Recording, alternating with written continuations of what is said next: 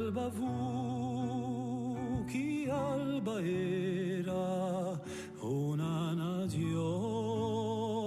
una guerra. Salut à toutes et à toutes, bienvenue sur la web radio de Jeanne d'Arc. Aujourd'hui, mes camarades et moi-même avons décidé de vous parler de la vie di nostri nazionali.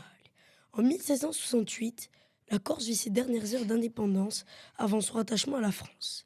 L'économie autarcique corse rappelle la rudesse du climat montagnard, mais aussi d'un grand savoir-faire paysan transmis de génération en génération.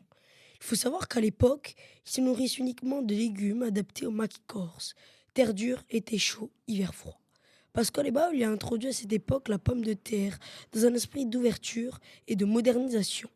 Mais il faut savoir qu'à cette époque, ce tubercule très peu connu était mal vu de certains paysans. La châtaigne occupait aussi une place très importante dans l'alimentation des Corses. Certains villages vivaient presque uniquement grâce à la farine de châtaigne pendant l'hiver. Les familles fabriquaient elles-mêmes leur pain, leur fromage ou encore leurs vêtements, car les échanges avec l'extérieur étaient très compliqués. L'austérité du quotidien se reflète aussi dans l'habillement. En 1768, les Corses portent encore des vêtements traditionnels faits à la main, bonnets phrygiens en laine, gilets de laine de brebis, cape en poil long, pantalons sans oublier abarrés tamiges. Les vêtements étaient souvent fabriqués avec la laine des troupeaux élevés dans les montagnes corses. Certaines capes épaisses permettaient aux bergers de dormir dehors pendant la transhumance. La guerre de Palles a duré de 1755 à 1769, marquant la lutte pour l'indépendance de la Corse contre la domination génoise et la conquête française. Cette période a été marquée par des combats et des résistances avec Paoli comme figure centrale de la lutte pour l'indépendance. Pasquale Paoli fonde aussi l'université de Corte en 1765, instruire la jeunesse corse et moderniser le pays. Il met également en place une constitution considérée par certains historiens comme l'une des plus modernes d'Europe.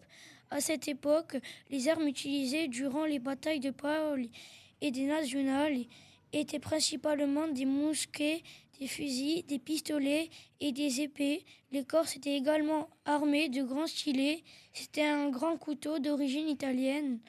Les Corses connaissaient parfaitement les montagnes et utilisaient souvent le relief pour tendre des embuscades aux armées ennemies.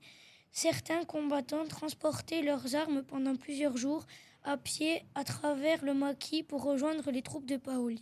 Finalement, la bataille de Panteno met fin à l'indépendance de la Corse, qui devient un pays d'État appartenant à la France. La bataille de Panteno reste encore aujourd'hui un symbole fort de la résistance de la mémoire corse. Beaucoup de patriotes corses ont préféré se battre jusqu'au bout, plutôt que d'abandonner leur indépendance.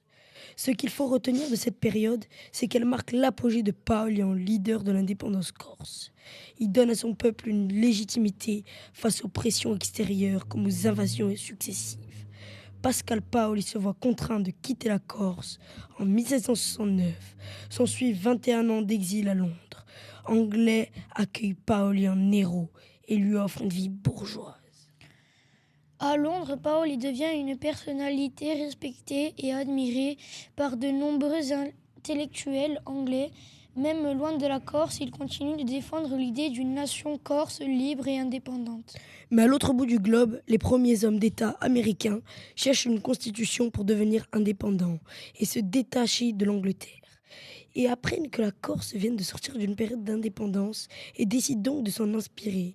Le nom de Pascal Paoli était connu dans les colonies américaines comme symbole de la liberté et de la résistance. Certaines villes des États-Unis portent encore aujourd'hui le nom de Paoli, en hommage au général corse. Chi fu sto maio verano nero a sanguiniccia sotto